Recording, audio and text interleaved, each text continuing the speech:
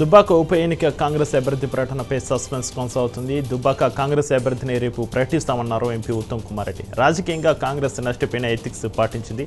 కాంగ్రెస్ పార్టీలో చెరుకు శ్రీనివాసరెడ్డి చేరికపై ఎలాంటి క్లారిటీ ఇవ్వలేదు ఎంపీ ఉత్తమ్ కుమార్ రెడ్డి.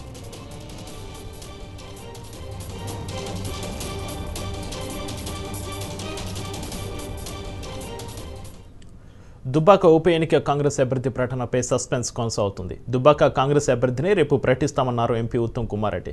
రాజకీయంగా కాంగ్రెస్ నష్టపోయిన ఎథిక్స్ పాటిస్తుందన్నారు. కాంగ్రెస్ పార్టీలో చెరుకు శ్రీనివాసరెడ్డి చేరికపై ఎలాంటి క్లారిటీ ఇవ్వలేదు ఎంపీ ఉత్తమ్ కుమార్ రెడ్డి. ఇక దీని సంబంధించి మరింత సమాచారం మా రిపోర్టర్ రాజిరెడ్డి ఫోన్లో అందిస్తారు. రాజిరెడ్డి, దుబ్బాక ఉప ఎన్నికల్లో టీఆర్ఎస్ కు గట్టి షాక్ ఇచ్చడానికి కాంగ్రెస్ పార్టీ సిద్ధమవుతుందని చెప్పుకోవచ్చు. ఎందుకంటే టీఆర్ఎస్ పార్టీ నుండి టికెట్ ఆశిస్తున్నటువంటి దుబ్బాక నుంచి మాజీ మంత్రి చెరుకు ముత్యంరెడ్డి తనయుడు టీఆర్ఎస్ నుంచి టికెట్ ఆశిస్తున్నారు. కానీ అతనికి టికెట్ నిరాకరిస్తున్నట్టు తెలుస్తుంది. ఈ యొక్క నేపథ్యంలో అతను కాంగ్రెస్ నేతలకు టచ్ లోకి వస్తున్నట్టు తెలుస్తుంది. ఈ యొక్క నేపథ్యంలో కాంగ్రెస్ నేతల కనుక టచ్ లోకి వస్తున్నారు అనే సమాచారం అందుకున్న తర్వాత నిన్నటి వరకు ఆ డీసీసీ అధ్యక్షుడు సిద్దిపేట డీసీసీ అధ్యక్షుడు నర్సారెడ్డి పేరును దాదాపు ఖరారు చేసినటువంటి కాంగ్రెస్ ఇప్పుడు కాస్త ఈ యొక్క డైలమాలో పడింది. ఎందుకంటే గతంలో చెరుకు ముత్యంరెడ్డి దుబ్బాక నియోజకవర్గం నుండి పలు సేవా కార్యక్రమాలు చేశారు, ఎన్నో అభివృద్ధి కార్యక్రమాలు చేశారు. అతను తనయుడికి టికెట్ ఇస్తే కాంగ్రెస్ కు కలిసి వస్తుందేమో అనే ఆలోచన కూడా కాంగ్రెస్ పార్టీ ఉంది.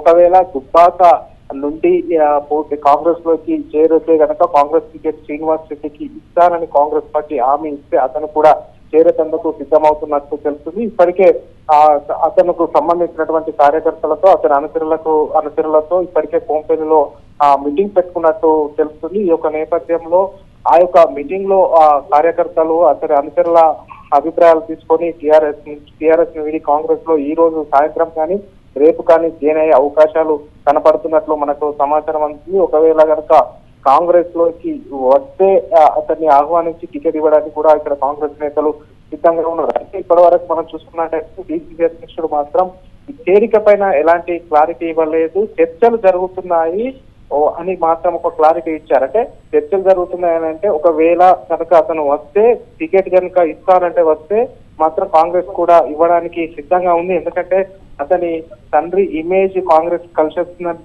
చెప్పుకోవచ్చు. అదేవిధంగా గతంలో టీడీపీలో ఉండగా చెరుకు ముత్యంరెడ్డి మంత్రిగా పనిచేశారు. తర్వాత కాంగ్రెస్ లో జాయిన్ అయ్యారు. కాంగ్రెస్ లో కూడా ఎమ్మెల్యేగా పనిచేశారు. పలు అభివృద్ధి కార్యక్రమాలు నియోజకవర్గంలో చేయడం జరిగింది. ఈ యొక్క నేపథ్యంలో అతను కాంగ్రెస్ లో కనుక వస్తే కాంగ్రెస్ పార్టీకి లబ్ధి జరిగే అవకాశాలు ఉన్నాయని కూడా కాంగ్రెస్ పార్టీ కూడా ఒక అంచనాకు వచ్చింది. ఈ యొక్క నేపథ్యంలోనే పూర్తిగా ఒక కాంగ్రెస్ మెదక్ జిల్లాకు సంబంధించినటువంటి నేతలు కూడా భేటీ అయ్యారు. అతను వస్తే మాత్రము తీసుకోవడానికి సిద్ధంగా ఉన్నట్టు తెలుస్తుంది. ఈ యొక్క నేపథ్యంలో ఇప్పటికే టీఆర్ఎస్ సంబంధించినటువంటి మంత్రి కూడా అతనికి రాయబారం పంపినట్టు తెలుస్తుంది. ఎట్టి పరిస్థితుల్లో కూడా తొందరపడద్దు, కాంగ్రెస్ పార్టీలో టీఆర్ఎస్ పార్టీలోనే ఉండాలి, కాంగ్రెస్ పార్టీలో జైన్ కావద్దని కూడా ఒక ఎమ్మెల్యేతో సదరు మంత్రి కూడా రాయబారం పంపినట్టు తెలుస్తుంది. ఈ యొక్క నేపథ్యంలో అతని వెళ్ళిన తర్వాత బుజ్జగింపులు చేసిన ఎమ్మెల్యే కూడా బుజ్జగింపులు చేసినట్టు తెలుస్తుంది.